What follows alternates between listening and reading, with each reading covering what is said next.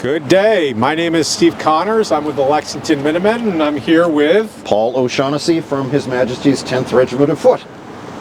So we're here at the Lexington Common. We're going to be giving you a brief tour of the Common. To start with, on April 19th, this is where the American Revolutionary War began. The first battle of the American Revolution happened right here. And it didn't just pop out of nowhere. There's an enormous amount of lead-in to this event. As General Gage, who is the governor at the time, Military governor, thank you, fair and balanced here, fair and balanced, both sides. He writes back to London, "This colony and its neighbors are preparing for war. If you think to send 10,000 troops, send 20. If you think to spend £1 million, spend 2. You will save both blood and treasure in the end." But they don't really listen to him, and they tell him, you've got to end this with who you have. What happens in 1775, as opposed to the years prior to that, the gloves had come off. So even as late as February of 1775, we still see the soldiers now being more aggressive, but still possibly at the moment backing down, as happened in Salem. But by April, there is an order, at least a verbal order, that goes to the commanding officers: if you encounter any body of armed men that dare oppose you, you will order them to disperse or you will attack them.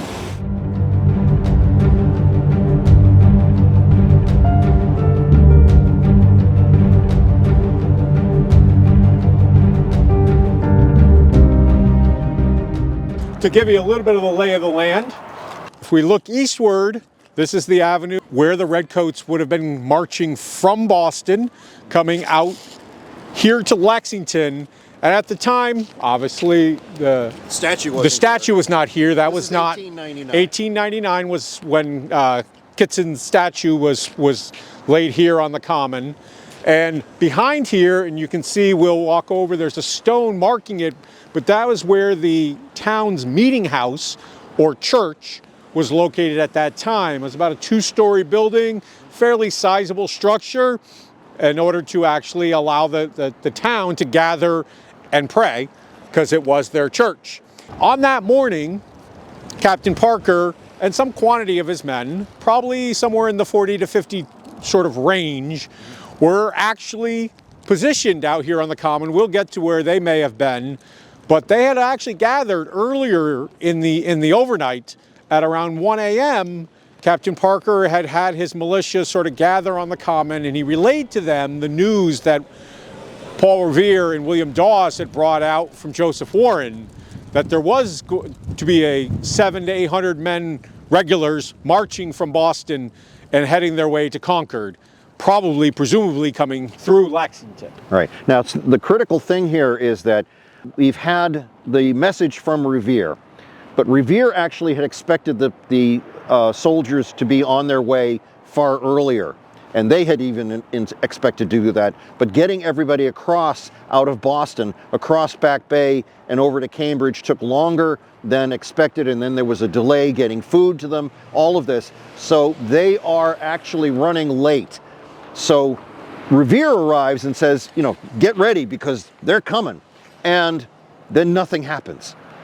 And Captain Parker begins to send riders down. Captain Parker sent out a number of men searching to find this column of Redcoats marching, and they never came back. None of his scouts ever returned.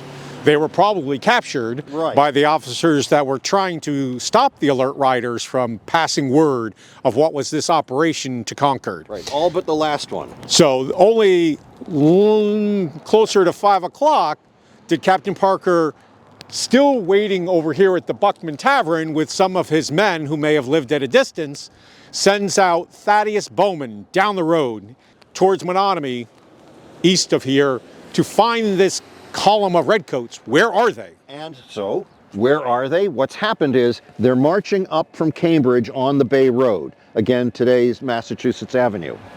Starting somewhere in Arlington, or Minutemen as it was known at the time, Colonel Smith, who was the commander of the expedition, the British expedition, he follows the orders he's been given to detach 6 companies of the best marchers. These were light infantry, under Major Pitcairn, his second, to move like the wind and get to Concord before everyone and seize the two bridges beyond the town, South and North Bridge. Of course, these have a role later on.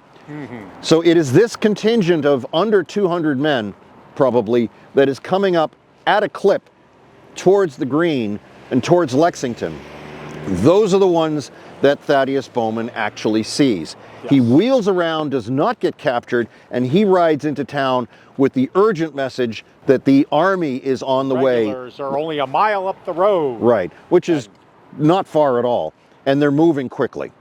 And so the militia has spent the night, a number of them, in the Buckman Tavern, which we can see right behind us. So Captain Parker sends William Diamond, his drummer, out onto the common to sound the alarm to sort of gather. So any of the militia that may have gone home, they are to return and muster on the common, because that was what they were told by Captain Parker. So let's go around. We'll come around to this side here. You can see Buckman Tavern in the background. And here we have the expanse of Lexington Green. You'll notice it isn't really that big.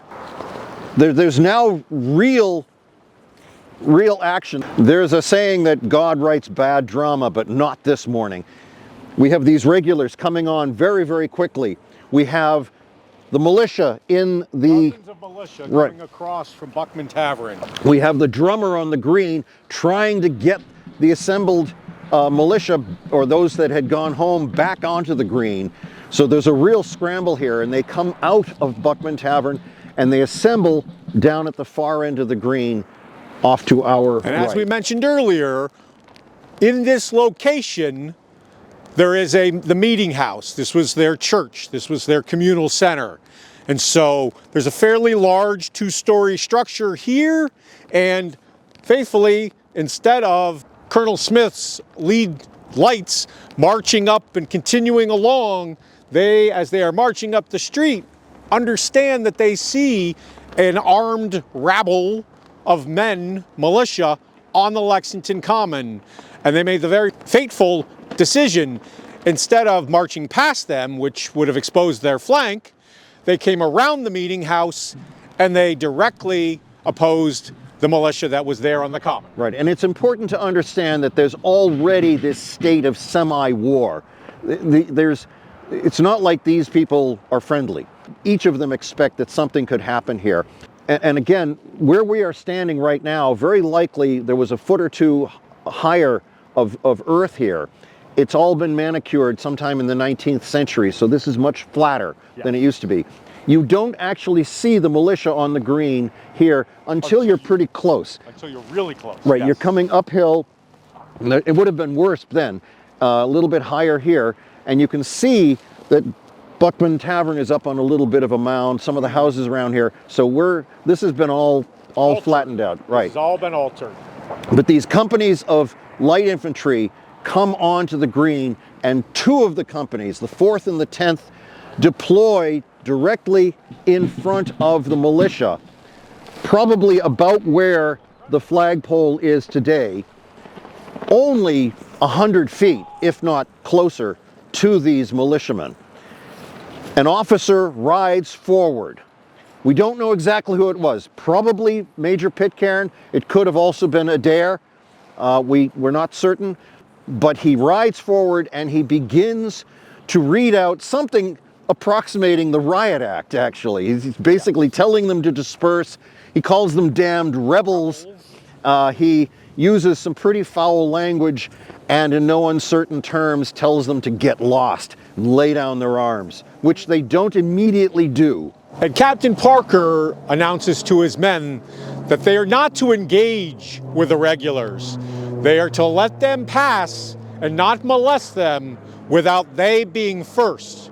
It was very obvious to Captain Parker and some of the militia captains that we were not to be the aggressors. We should not be the ones, if there was going to be any violence, that it had to come from the regulars first. London was of the opinion that they had bent over backwards for these scoundrels, and this was it. So suddenly, the light infantry are fixing their bayonets. They are drawing their swords. They are advancing quickly on these people. And it is at that moment that I think Parker, and I'm editorializing here a little bit, but I believe that Captain Parker realizes suddenly this is not going to come down like Salem. This is not going to come down like all of the other encounters that have between the army and the militia. Prior to this, something has changed, and he's very right. And in that moment, correct me if I'm wrong, he turns to his men and he actually orders them to disperse. Yes. Captain Parker had given the order to disperse. They did not give up their weapons, although that was being asked of them, but they were to disperse and return to their homes. He clearly understood he was outnumbered significantly, even with the lights that arrived initially, and he knew that there were more on the way, along the road.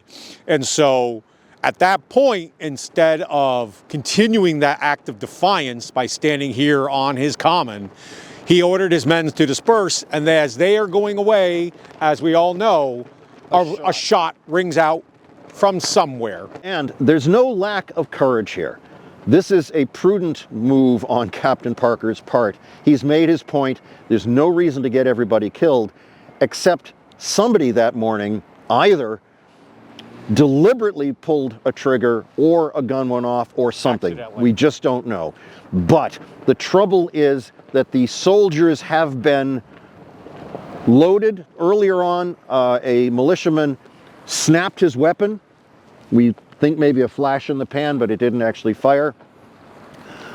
So this prompted the light infantry to load their weapons. So they are out here on the green with fixed bayonets and loaded. Loaded weapons. Right. Captain Parker had also, because he was not going to leave his men out there unarmed or unprotected, he had also ordered his men to prime and load their weapons. So you had two opposing sides coming at each other with loaded weapons, and as we say, the shot rings out, and all of a sudden, what could possibly go wrong? It starts a melee, which then ultimately leads to 8 men dead, 10 wounded here on the common. So we're about in the area where we see this action occurred. The militia standing across, the regulars coming out, deploying in front of them, and all of a sudden, when the shot rings out, a ragged volley, and all of a sudden, we understand that there are certain witness houses that were still here that were in 1775. The Harrington House over there at the corner, the Monroe, and the Monroe House over there. Probably the most authentic depiction that we have of the battle is the Doolittle print that was done a few weeks later. Right, by Amos Doolittle. He wasn't a witness, but he talked to the people who, of course, were here. He was actually positioned over where the First Parish Church is now, looking back on Buckman Tavern. And you can see the soldiers are firing from their ranks, and the militia are largely scattered and retreating, and many of them are being shot in the back. Some of that might be propaganda, but it's actually probably true, given what we know about the battle today. Interestingly, in the 19th century, the paintings and the depictions become ever more romantic and ever more heroic.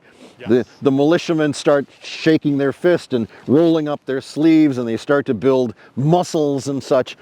The reality is most likely, the most accurate print is most likely the Doolittle print that was done in the moment, or very close to it. Yes, so as Paul said, over time, they became braver and stronger on that day. Right.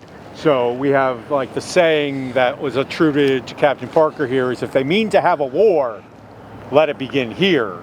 And reality said, do not molest the troops, let them pass without they being first. First, right. To incite violence. Yeah, it's the same idea, but I think that very often we don't really hear some of these more heroic and romantic phrases until well into the 19th century. So we're pretty clear now on the basics of what actually happened. And of course, the soldiers, by all account, are beyond control. And they have their fixed bayonets. They're running after these militiamen. They are beginning to enter houses. They're actually going down this a quarter of a mile off from this common, right, chasing everywhere. chasing the militia away, Colonel Smith arrives. Finally arrives, and he arrives, and where are these men supposed to be? They're supposed to be on the way to Concord, not chasing militiamen through the swamps and shooting the colonists. Right. That was not the aim of this mission. Right. That was a badly finds a drummer. Right. And starts sounding the assembly, getting right. the men to reassemble to arms. And of course, then he has a council of war. Right. He calls. Should we proceed? Yeah. He calls his officers, and the question is, all right, clearly secrecy has been lost. This is a broken play. Do we carry on with our mission to Concord? And the answer comes back resoundingly yes. They've come this far. Their mission is to get to Concord and to find arms, cannon, supplies, bayonets, all kinds of things that are up there or have been reported to be in Concord. There are now, the entire group has reassembled here, all 600 or so, and they head off on that road up to Concord. Pitcairn and the Lights may have again headed off early to get to the bridges. Right, to grab those bridges and try to get back on track. Once all the regulars have left, then you have the militia coming back out. And again, there was a relatively small community in Lexington. There was only about 750 inhabitants in the town, about 160 something families. Now you have 7 of Lexington dead here on the common. Another 10 wounded. Another 10 were wounded, right. But those 7 that were dead, likely almost everybody in the town had either a relative or by blood or marriage that was somehow impacted. Right. A family who had lost a father, a son, an uncle. They quickly and hastily sort of gathered up the dead, put them in the meeting house. Yeah. And so they did not want these bodies to be desecrated by, if the regulars came back through, and buried them over in a low area in the old burial ground and covered it up with brush. The militia are not just farmers that happened to be out that day. This is a military force. And most military forces that take 25% casualties are done for the day. That's the true leadership of Captain Parker, right, and Reverend Clark. Yeah, is that they were able to rally their men, right, and to actually engage them again. And they go after them, right? They go after the people that did this, again, right? Quickly, sort of, caring for the dead. They do rally again. Captain Parker and Reverend Clark speak to the men here on the common and understand that, you can escape with your lives, but our liberty is at stake here. That we will become enslaved if we ignore this. Yeah. And there's some, and we don't know again the number of Captain Parker's men who chose to go with him, but they marched out and they were heading out at the edge of Lexington to lay an ambush should the regulars return on that same path from Concord heading back to Boston through Lexington. Right. He basically divides his force. He leaves some of the militia in the town to guard it, I would assume, and he takes the rest of them, and that ends up in the event that we know today as Parker's Revenge. Parker's Revenge. And so they knew that they also were very familiar with the territory, so they knew at the edge of Lexington, out by the border with Lincoln, right, there were places where there was ample opportunity to ambush a column because they understood there to be a congestion point. Right. And there was a woodlot right next to it, so that is where they chose to lay their ambush. And we've actually found the musket balls. And we know where it happened now. Yeah, we know exactly where it was. Each side was standing in that engagement. Right.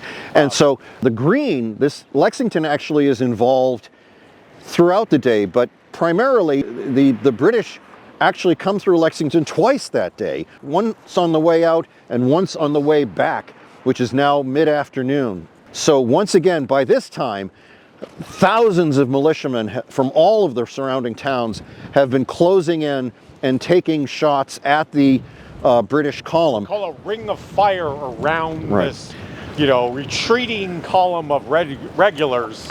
They're defending themselves quite well, but it's exhausting, and they're running out of ammunition. Thankful for them, right. Lord Percy did finally bring a relief column out of Boston. Right. And arrived back in Lexington on the other side of town at the Monroe Tavern, which he took over. So as the British column arrives coming down, they've already encountered Captain Parker's, his militia company again. They get to the top of what is today called Concord Hill. And you can, from there, remember all these trees are probably gone. What's happened is they can see down into the town, and as they're descending, they are actually running to the point where the men are beginning to run. The officers, by all accounts, had to fix their own bayonets and get in front of their own men.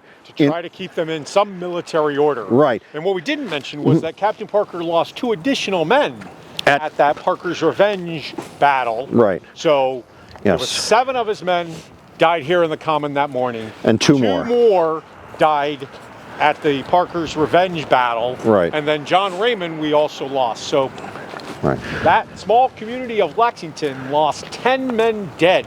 Right, that day. Yeah. And 10 additional wounded. Yeah. Which also tells you that, the British light infantry were not to be trifled with. Later, Earl Percy writes about the militia, saying that they have men amongst them who know very well what they are about. But that can also be said for the British light infantry. They do an extraordinary job that day, but they are, again, outnumbered. They are tired. This is a battlefield that is almost 20 miles long and a few hundred yards wide. And as they come down along through here, I think that there are possibly some officers starting to try to find somebody to surrender to, maybe, or they're trying to figure out whether they're ever going to get back. And it is from here that they can see suddenly Percy's column of 1,200 men and 2 cannons that have assembled near Monroe Tavern, and that in fact they are saved. They get through here, still taking casualties. They pass through the Green again in mid-afternoon. They get to Monroe Tavern, and there the entire assembled group, they stop. The day doesn't actually end with, Percy's relief column saving Colonel Smith's column, but now they've got cannons to sort of keep the militia at bay. In fact, one of those cannons puts, I believe, a shot right through the meeting house, which is right here. Yes. And that discourages people just a bit. Just a bit. Yeah, so from Lexington here, finally by mid-afternoon, the British column packs up, now numbering almost 2,000 men and these 2 cannon, and they fight a very vicious battle down through Minutemen to the Jason Russell House, where a number of men are killed on both sides.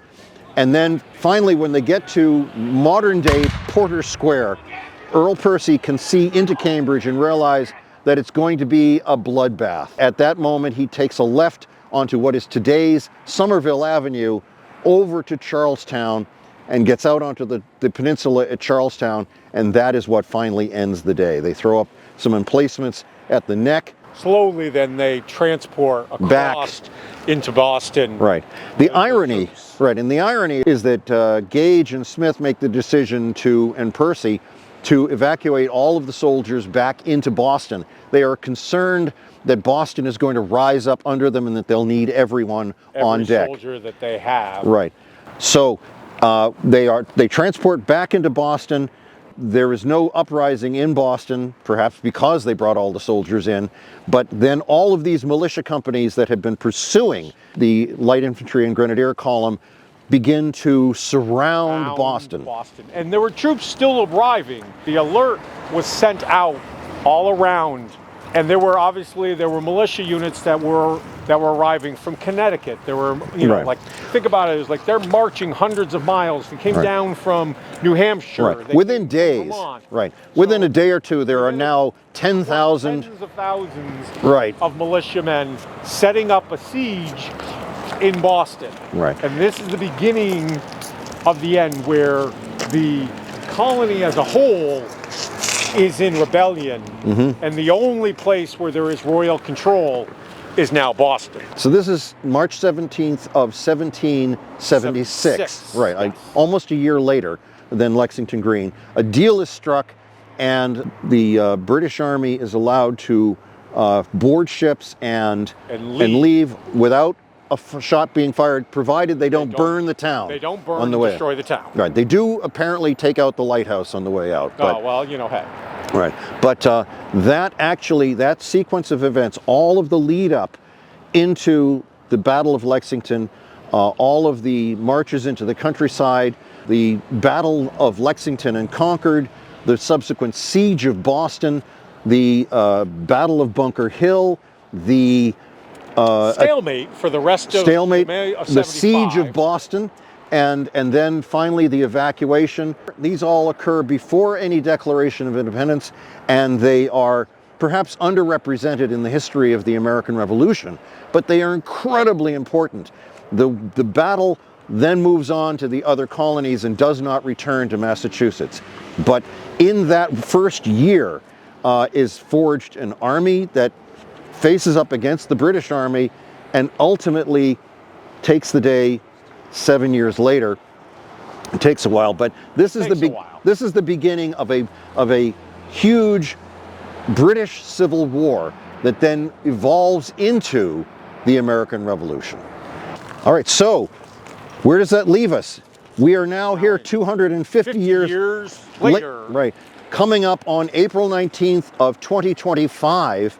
Where we will again reenact here on the Lexington Common that engagement that happened that fateful day. The soldiers will march up Massachusetts Avenue, today's, and confront the militia on the green.